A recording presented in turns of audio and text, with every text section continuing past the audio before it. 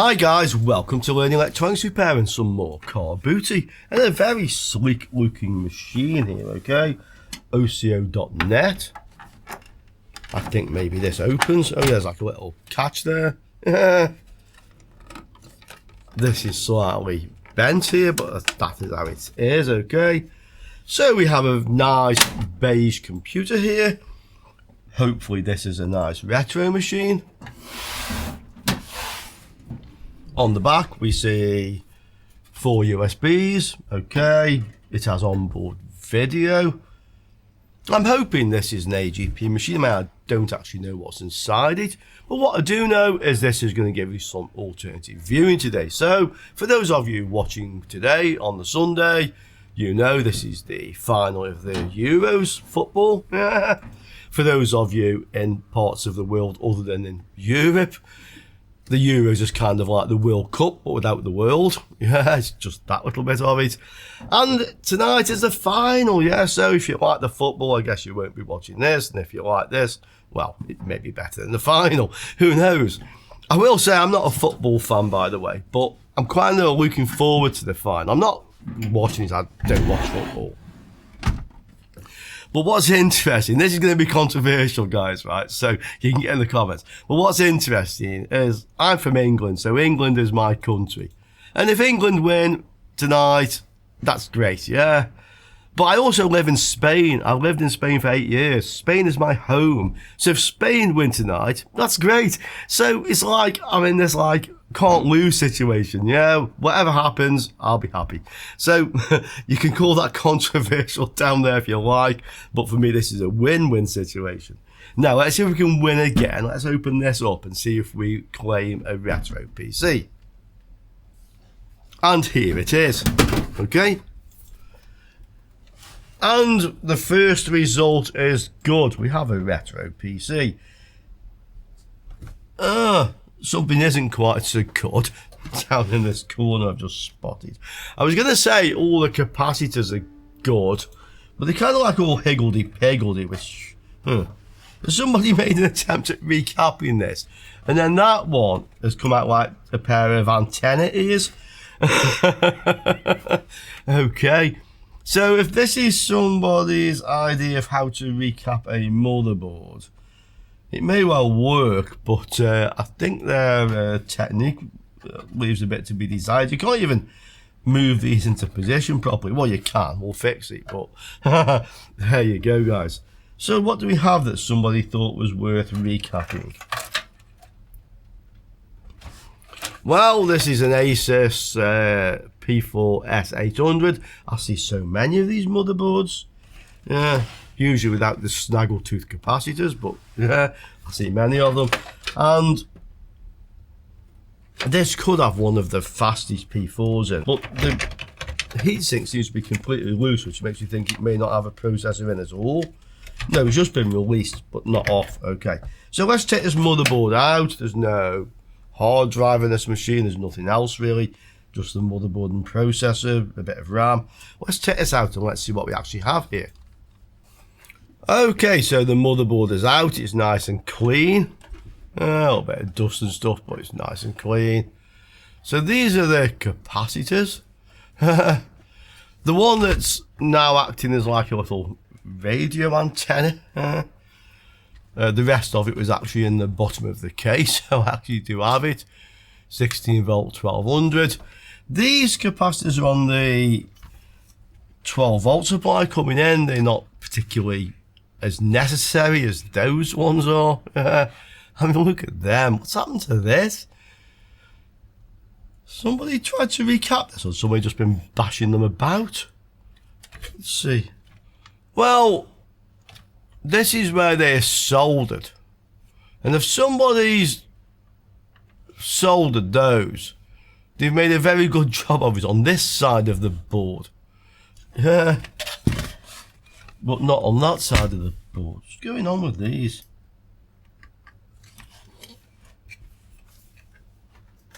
Let's see if we can get them to sit flat. Okay. I don't think this will work. I think somebody's effectively bent these capacitors over. Yeah, they probably all need changing, but just for the fun of it. Now we'll check to make sure there's no short circuits here when I've done this.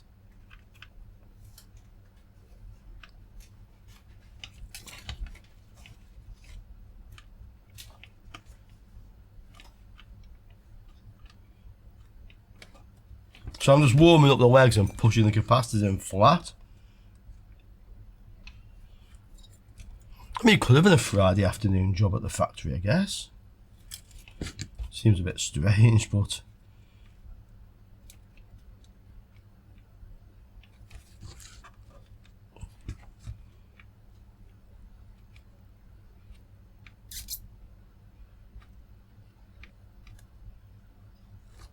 Okay.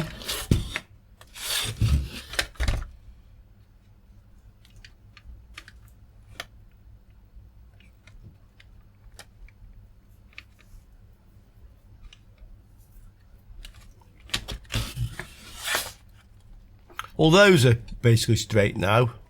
This we don't need to worry about. It'll work without that anyway. I'll just be interested to see if this thing actually works at all. Okay.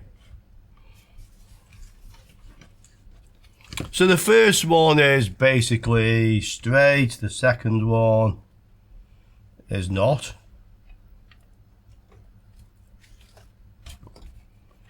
Okay.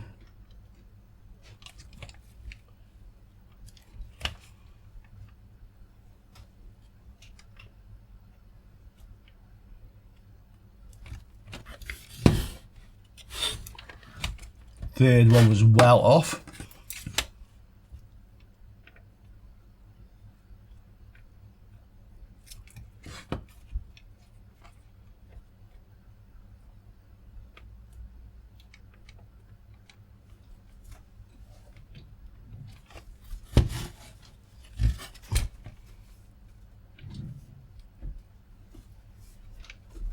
Okay, again that's now fairly flat. Straight. Okay.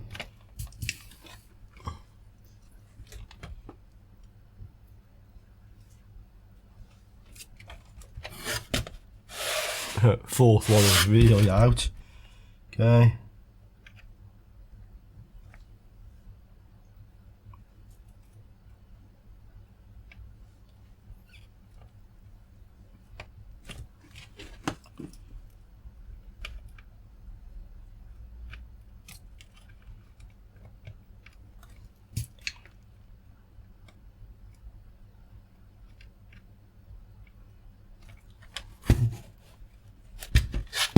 There we go. So we have some straightened capacitors.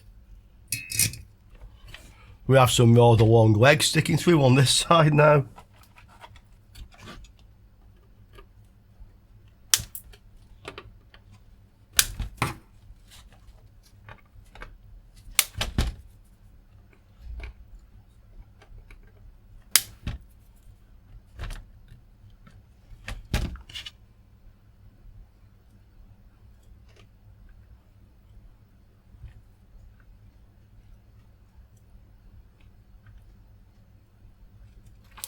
Let's look if we have any shorts on the VRM. If so, it's probably these capacitors. Let's see. So ground, and that's reading 5 ohms. That'll be the CPU. There's the CPU. Let's see what we have. Just a 2.4 gig Celeron, nothing exciting.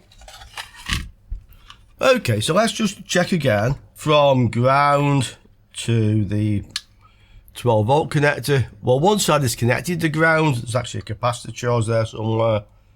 Yeah, these sides are connected to ground.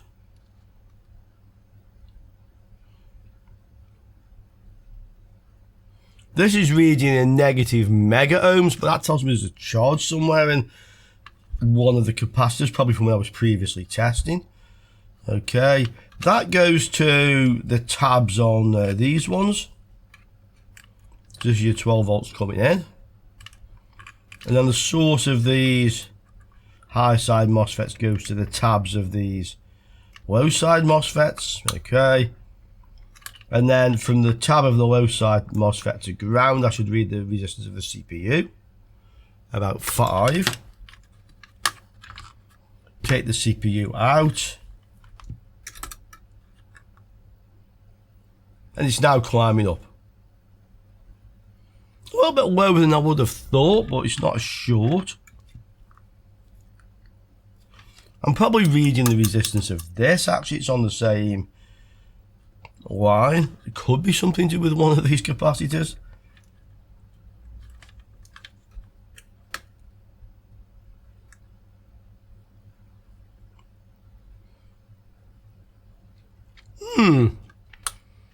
Interesting. Well, if I go back to the 12 volts on here, that actually is reading high now.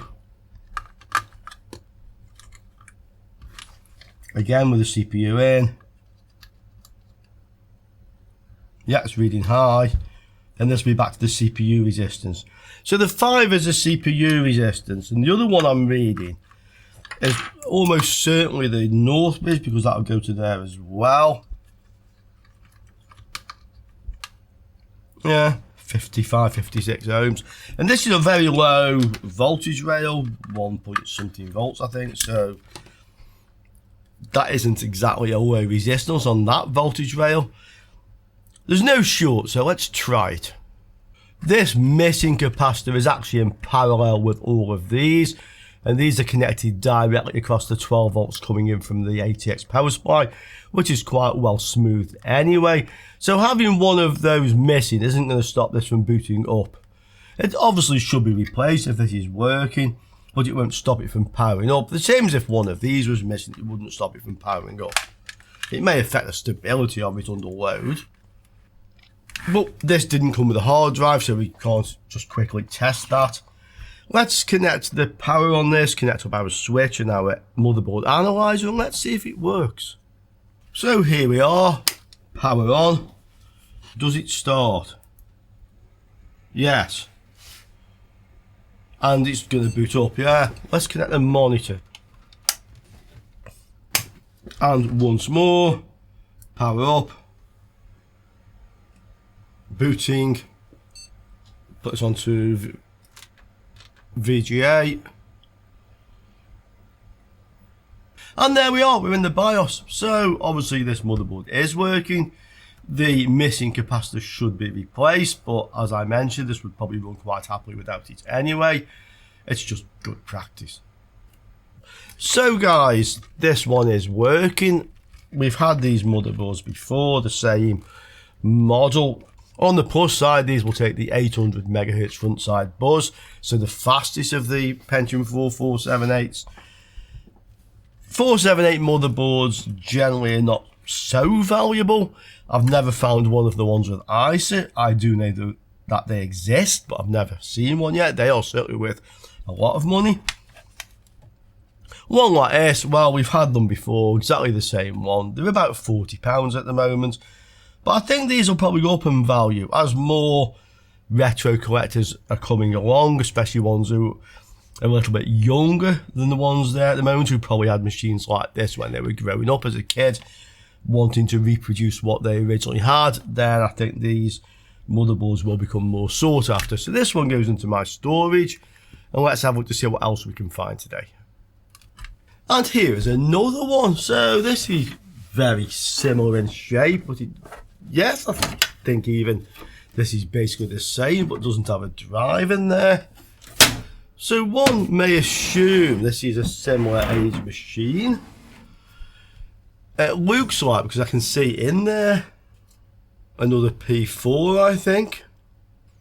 But this is also different, so it doesn't have onboard video, which has a separate video card. It has a strange thing with 4 phono connectors on it. A LAN card, modem, and a sound card. So there's some add-on cards in here. There is a power supply, it's just a long way inside there. It looks like it's a Pentium 4. Let's have a look what we actually have. Yes, it is a P4. Elite Group motherboard, this one. This graphics card, I can just see down here, it says ATI. You can possibly just see the logo down there. Again, no hard drive on this one. 2 sticks of RAM. So again, I'm going to take this one apart. Let's get the various component parts on the bench and let's have a look to see what we have. Okay, so we have the motherboard. This is a P4VXASD2. I'm pretty sure I've seen this board before, this type. Okay. Nice glass encapsulated diodes there. Just like the look of those.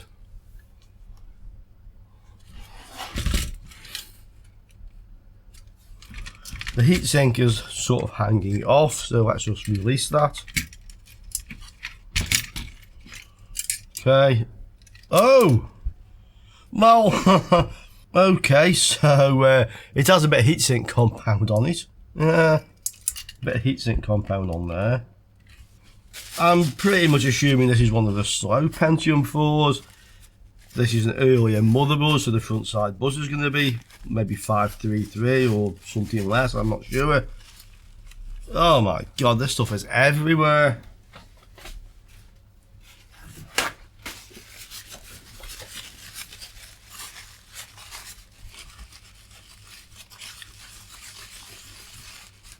Okay.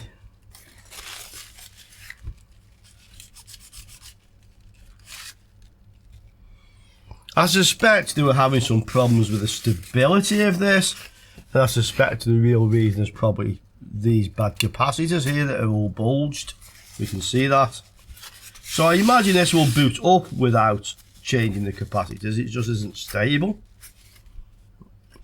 I mean, the amount of heatsink compound on this is just ridiculous. Okay. Processor.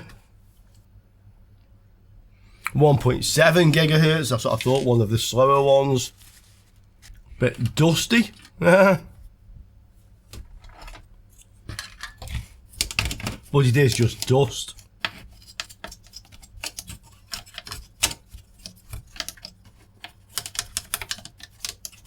Just dry dust. They've even got the heatsink compound on here.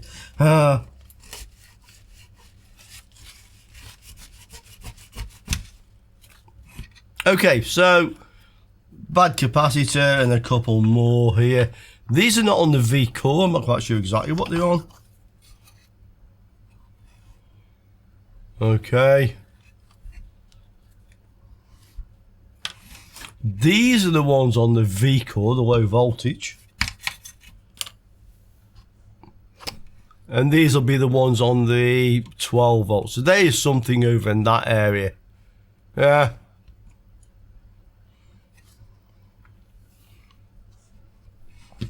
In fact, the capacitor problem is more than that. So this one and these two are also bulged. Let's see if this actually does work. The 12 volts is probably coming from this. There's no 4-pin ATX connector down here. Let's see. So I can't easily check from the 12 volts. I could have figured out which pin it was there, but I don't need to do that because I can do it from the MOSFETs. Look at these diodes here. Look at that. Yeah. This is not a synchronous converter. This is actually a buck converter. So the bottom MOSFET is replaced with a diode, like a Schottky diode. I'll just draw that for you guys, might find it interesting. But first let's just check it. So this will be the 12 volts coming in on here, and it's climbing up nicely, and then that will be going to the CPU, reading 17.7. and if I just release the CPU without trying to get more of this heatsink compound everywhere, now climbing up higher, and on here we'll find this is connected to ground. the ones that are marked AC, and then this is connected to the same place that was going to the CPU, which is there. So this, in fact, 3-phase VRM has 3 buck converters on it, okay? And it's the first time I've ever noticed that on the motherboard. So, buck converters and synchronous converters. What we're all used to finding is the synchronous inverter. So we have the plus 12 volts. We have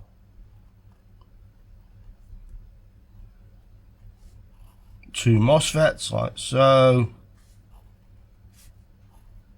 connecting to ground, 0 volts.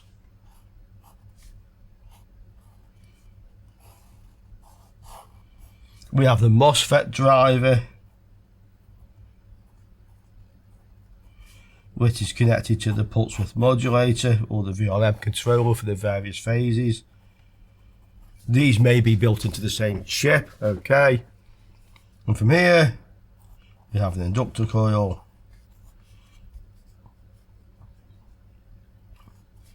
And we have capacitors, several of them. And then we have the load, whether it's a CPU or whatever. A lot of people call that a buck converter. That is not a buck converter. As I said, that is a synchronous converter. The way it works, the pulse width modulator is sending square wave pulses of various width, which controls the voltage. So when the pulse goes high, the driver turns this MOSFET on. This is your high side. And the current flows through here, into the inductor, into the capacitor and load. But the inductor will resist the flow of current while it magnetizes. This is like a water wheel. We pour water into the water wheel, but it has to start to rotate before any water comes out. Yeah. So before the water comes out, the electric current, the high voltage, we switch this back off again. And what we now have is a magnetized coil. The driver, by the way, has another connector here called phase. So it switches this MOSFET off. It uses a phase to detect that the MOSFET is off, because a MOSFET will not turn off instantly. It takes a finite amount of time to stop conducting. And as soon as phase says it's stopped, it's off, it switches this one on, low side. This is on your negative part of the pulse, by the way, that this happens. So that stays switched on for the duration of the pulse, okay? When we come down, this is where it switches this off. The phase signal says yes, it's off. It switches this one on. The current stops flowing into the inductor because this is off, and the inductor now demagnetizes. In doing so, it generates an electric field in the same direction, charges the capacitor, and the current is flowing via this MOSFET, which is now on, back to this end of the coil, and that demagnetizes the coil. And it's the energy in the coil which is charging this capacitor, okay?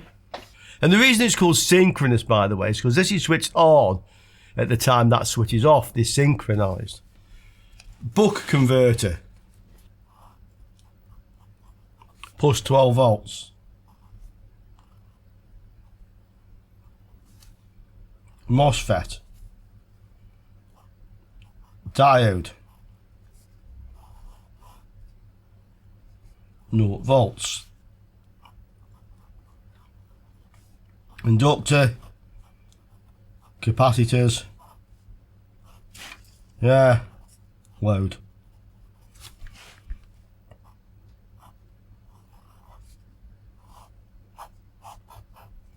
Pulse width modulator. Right, we don't need a driver anymore because we don't have the bottom MOSFET. So what happens is we power up, the pulse width modulator goes high, switches the gate on, and this MOSFET conducts into the coil. Same thing happens. It's like the water wheel. You're pouring water in, the water wheel is spinning up In reality, electrically, it is magnetising the coil. Before it can become fully magnetised and the water just comes all the way through, in other words, the 12 volt gets to here, we switch the MOSFET off. What happens now? Well, the magnetic field collapses because there's no more current going into it. Okay, this is like the water wheel spinning back down and forcing the water out that was already in there when this was switched on. That water, the electricity, goes into the capacitor, charges the capacitor. Where does it go? Well, look which way the diode is biased. It's biased that way. So it does the same thing as that. But we don't have to switch this on and off because when this was switched on, that was reverse biased. Couldn't go that way. So it's kind of like an automatic one of those without the extra MOSFET and without the additional driver circuitry. But it's not as efficient as that because on this one with a MOSFET, when it's switched on, the resistance from here to here, source to drain, is basically zero. The voltage drop across here is basically the zero, the same as with that one. With this, when the current's flowing in, the voltage drop is basically zero, but when this is demagnetizing, the voltage drop is the forward voltage drop of a diode, and if we use a Schottky, it's about 0.15 volts. So it's less efficient, but cheaper and easier. And that's how they were done. This is a book. This is a synchronous.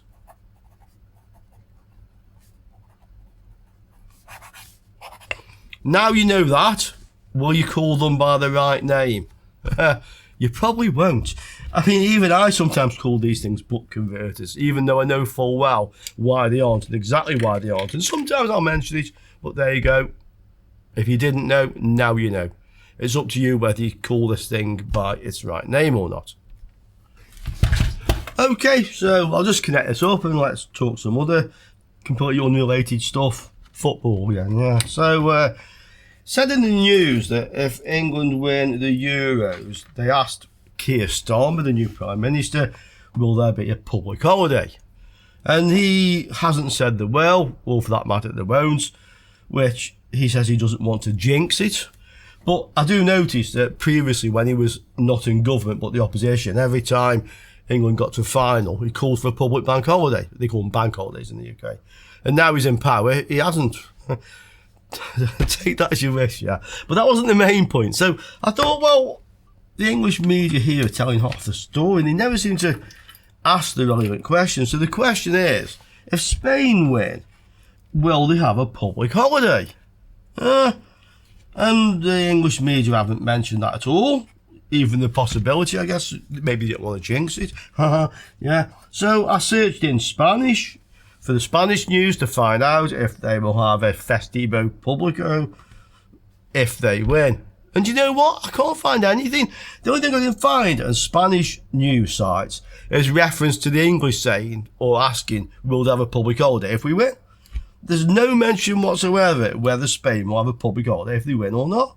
So maybe you know better than me. Maybe I just think too much sometimes, but I do think of these things. Anyway, that's passed a bit of time, guys, so we're now basically ready to go with this. Let's get a camera where we can see it. Let's switch on. Let's put the heatsink back on, actually, with this lovely amount of heatsink compound still on it.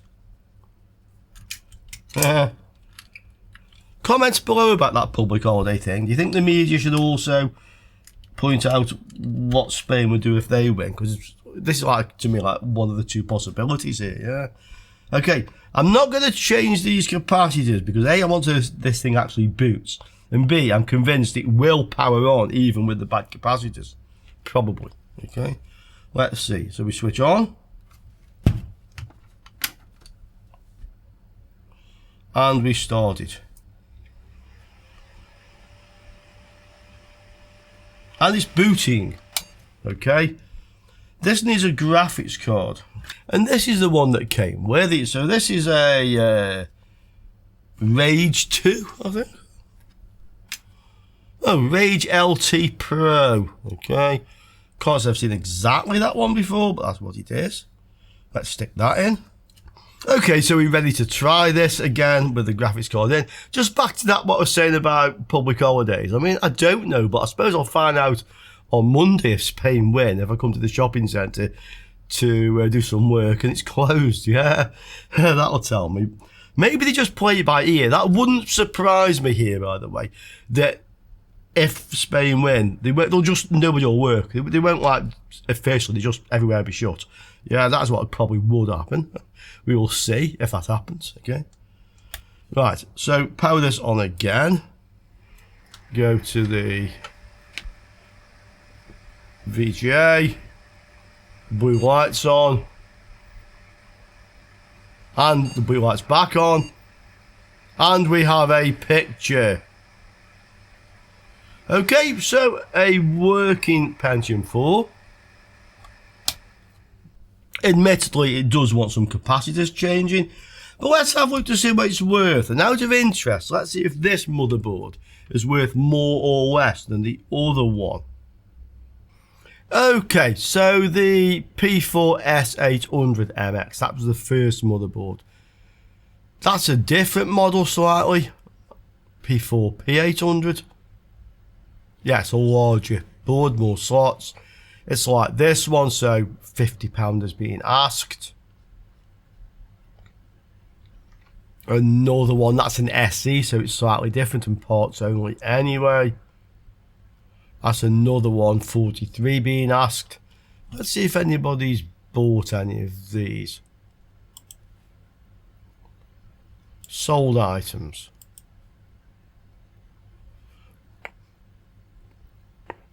Well, that's one of the larger ones, so we can ignore that.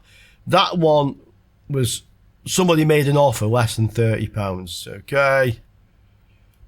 That's the SE version, which is different again. That one was boxed and it sold for 60. So, somewhere between 30 and 60, probably. Yeah, something like that. The other motherboard, well, let's just go back into the normal listings again. So this is the P4VXA SD2. Okay.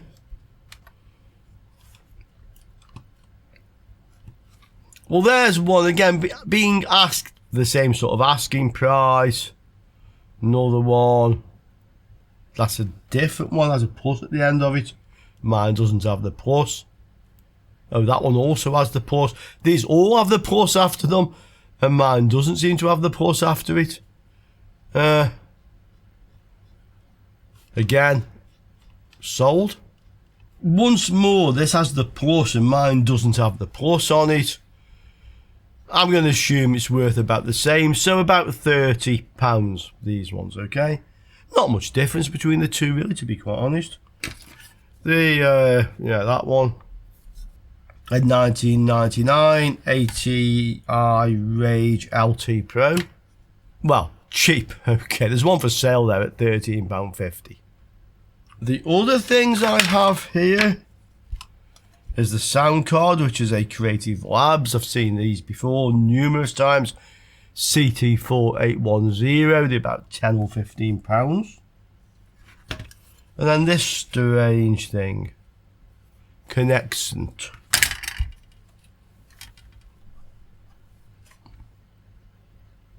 Connexant Fusion.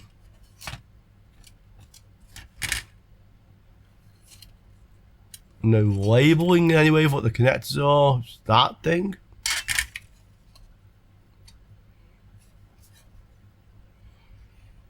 Well, if it's composite video, doesn't really say. Let's see if we can figure out what that thing is. But the sound card, I think about £10. Okay, that's this one, maybe 15. CT4810. Yeah, 15, okay. 36. 13, 18. Yeah, I think 15 is a good guess on that one. And this Connexant thing, let's just see. Okay, so it's a 4-port composite CCTV surveillance card. That's what it is. Okay. Somebody's actually sold some last one, £15, £14. The LAN card and the modem are not worth anything, so they're in the bin, to be quite honest. I do have the IO shield for both of these, by the way. So there we have, nothing of any great value. I mean, I paid €20 for each machine. I've got more than that out of them, but yeah, nothing to really shout about. However, for those of you who enjoy the football later tonight, if you're watching this on the day of publishing, I hope you enjoy it. I hope you do have something to shout about, whichever team you are supporting there, okay? Good luck. And that's good luck to all of you, whichever is your side. Okay, so I hope you enjoy watching that later, if that is your thing. I hope you did enjoy watching this video, something a little bit different on this Sunday. And I look forward to seeing you all again soon on Learning Electronics Repair. Ciao for now, guys.